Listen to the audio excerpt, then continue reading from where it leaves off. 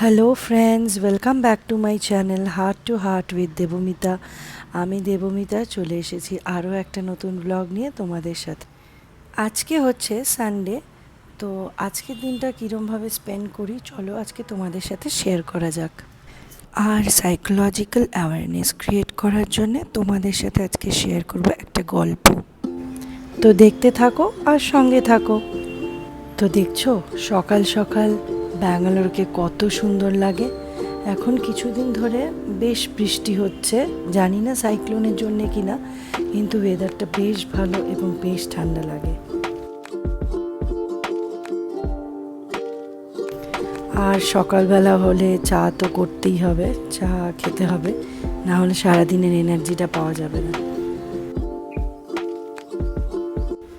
আর ছুটির দিনে সকালবেলা চায়ের কাপ হাতে নিয়ে একা একা ব্যালকনিতে টাইম পাস করতে আমার সবচেয়ে বেশি ভালো লাগে, খুব ভালো লাগে। এটা আমি একটা মি টাইম নিজের জন্য স্পেন্ড করি।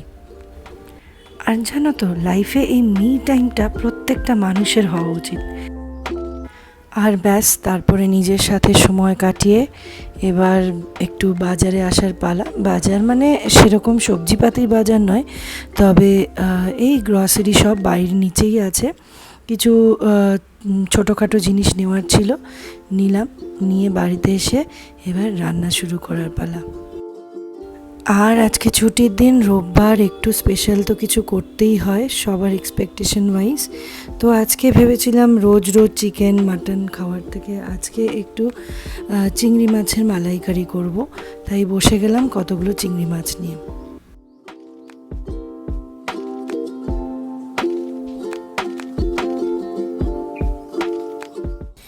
আর চলো এই রান্না করতে করতে তোমাদের সাথে কিছু গল্প করা যাক মানুষের মানসিকতা নিয়ে। জানো তো, মাঝে মাঝে আমরা এই মানুষেরা বড় বেশি স্বার্থপর হয়ে যাই। আমাদের যারা খুব কাছের মানুষ, যাদেরকে বিপদের সময় সবচেয়ে আগে পেয়ে যাই, তাদেরকেই আমরা মাঝে মাঝে খুব বেশি আঘাত করে ফেলি। বা কখনো তাদের সাথে যদি মনের মিল না হয়, তাহলে তাদেরকে মনে যা আসে তাই বলি এবং ইন্টেনশনালি তাদেরকে হার্ট করে থাকি, হার্ট করার চেষ্টাও করি। কিন্তু আনফর্চুনেটলি আমরা একবারও ভেবে দেখি না আসলেও সেই মানুষগুলো আমাদের সত্যি কোনো ক্ষতি করেছে কি না, বা আমাদের জীবনে কোনো খারাপ কিছু হওয়ার পেছনে আদৌ এই মানুষগুলোর কোনো হাত আছে কি না। না, আমরা ভাবি না, আমরা আসলেই ভাবি না। জীবনে কোনো কিছু খারাপের জন্যে অন্য লোকের ওপর দোষ দিতে পারলে একটা অন্যরকম তৃপ্তি আমরা বোধ করি, কিন্তু কখনো নিজের দোষটা দেখিই না। চলুন এই নিয়ে একটা গল্প আপনাদের সাথে শেয়ার করা যাক। আচ্ছা, ভালো কথা, গল্প শুরু করার আগে তোমাদেরকে বলে রাখি, আমি কিন্তু চিংড়ি মাছের মালাইকারি মানে ওই আদা রসুন ওসব দিয়ে বানাই না। আমি এই মালাইকারি শিখেছি আমার মায়ের থেকে, নারকেল দিয়ে আর সর্ষে দিয়ে বানাতে।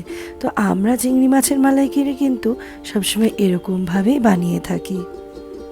আর বিশ্বাস করো, খেতে কিন্তু খুব সুস্বাদু হয়। একটু অন্যরকম হলেও খেতে বেশ ভালো।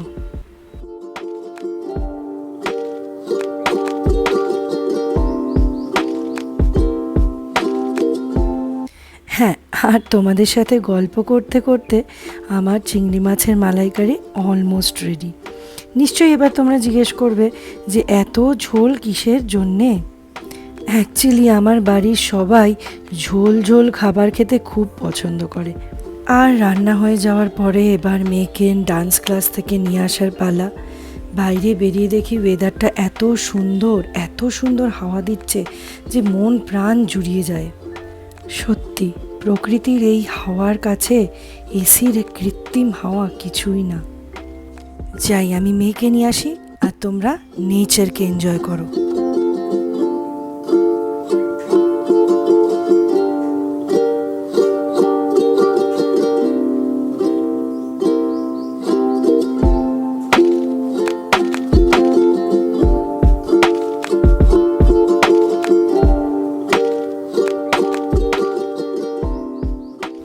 আর তোমাদের সাথে বকবক করতে করতে মেয়েকেও নিয়ে আসা হয়ে গেল আমার। আর বাড়ি গিয়ে মেয়েকে স্নান টান করিয়ে সবাইকে লাঞ্চ দেওয়ার পালা। আর তোমরা নিশ্চয়ই এবার ভাবছো যে আমার যে গল্প বলার কথা ছিল সেই গল্প কোথায়। বলছি সব বলছি, একটু অবসর হতে দাও, সব গল্প বলছি। মনে আছে তো কী নিয়ে আমরা কথা বলছিলাম? আমরা কিন্তু আমাদের মতন মানুষদেরই মানসিকতা নিয়ে কথা বলছিলাম।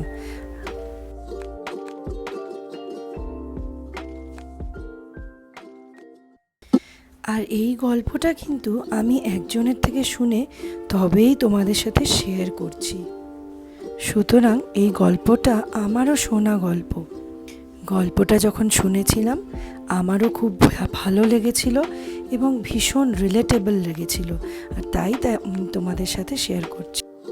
গল্প শুরু করার আগে তোমাদেরকে বলে দিই, আমরা দুপুরবেলা তাড়াতাড়ি করে খেয়ে দিয়ে একটু রেস্ট নিয়ে সন্ধেবেলা সবাই মিলে একটু বেরিয়েছিলাম। এই যে দেখতে পাচ্ছ আমার মামাতো ভাই, ও এসেছে কলকাতা থেকে। তো আমাদের নতুন গাড়ি কেনার পর ও চড়েনি আমাদের গাড়ি, তো ওকেও গাড়ি চড়ানো হয়ে যাবে আর আমাদেরও একটু ছোট্ট করে ঘুরে আসা হয়ে যাবে। এগুলো কিন্তু লাইফের খুব ছোট ছোট আনন্দ, খুব ছোট ছোট হ্যাপিনেস, কিন্তু এই হ্যাপিনেসগুলোকে বা এই আনন্দগুলোকে উপভোগ করতে পারা এবং করার চেষ্টা খুব ইম্পর্ট্যান্ট। না আর ওয়েট করাবো না, চলো গল্পটা শুরু করা যাক। এটা একটা মা আর ছেলের গল্প। একদিন একটা ছেলে, তার বয়স হবে অ্যারাউন্ড 14 থেকে 15 বছর, অ্যাডোলেসেন্ট ছেলে। সেই ছেলেটা তার মায়ের সাথে বালির ওপর দিয়ে হেঁটে যাচ্ছিল। ছেলেটা আর তার মায়ের মধ্যে খুব বন্ধুত্বপূর্ণ সম্পর্ক ছিল। দুজনের মধ্যে বড্ড ভাব, দুজনে দুজনের মনের কথা সব শেয়ার করে। এক কথায় বলতে গেলে তাদের দুজনের বন্ডিং খুব ভালো ছিল। দুজনের প্রতি অগাধ বিশ্বাস, খুব ভরসা, খুব ট্রাস্ট। স্বভাবতই ওরা দুজন যখন বালির ওপর দিয়ে হেঁটে যাচ্ছিল মা এবং ছেলে, তো ওদের পায়ের ছাপগুলো বালির মধ্যে পড়ছিল। হঠাৎ কিন্তু কিছুক্ষণ পরে প্রচণ্ড জোরে ঝড় ওঠে। এত ঝড় যে একে অপরকে দেখতে পাচ্ছিল না। আবার কিছুক্ষণ পর সেই ঝড় থেমেও যায়। এখন থেমে যাওয়ার পরে ছেলেটা দেখলো যে বালির মধ্যে শুধু একজনের পায়ের ছাপ রয়ে গেছে দুজনের জায়গায়। তখন ছেলেটার মনে অটোমেটিক্যালি প্রশ্ন আসলো, কেমন করে একজনের পায়ের ছাপ যখন আমরা দুজনে ছিলাম, তার মানে কি মা ওখান থেকে চলে গেছিল আমাকে ছেড়ে? তখন ছেলেটা মাকে জিজ্ঞাসা করলো, মা তোমার পায়ের ছাপগুলো কোথায়?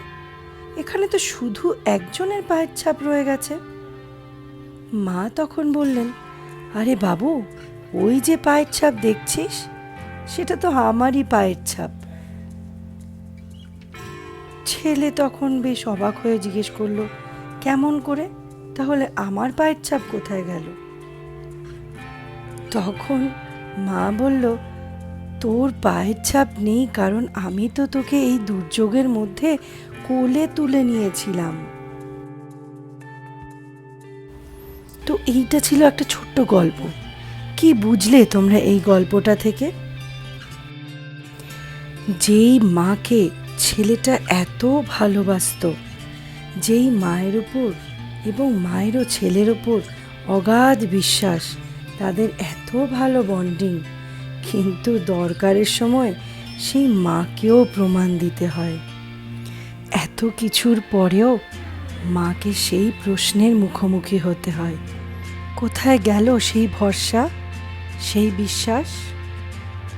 আমরা নিজেদেরকে প্রশ্ন করার আগে সবচেয়ে বেশি যাকে আমরা ভরসা করি আমাদের জীবনে, সবার আগে তাকেই বিভিন্ন প্রশ্নের মুখোমুখি করে ফেলি।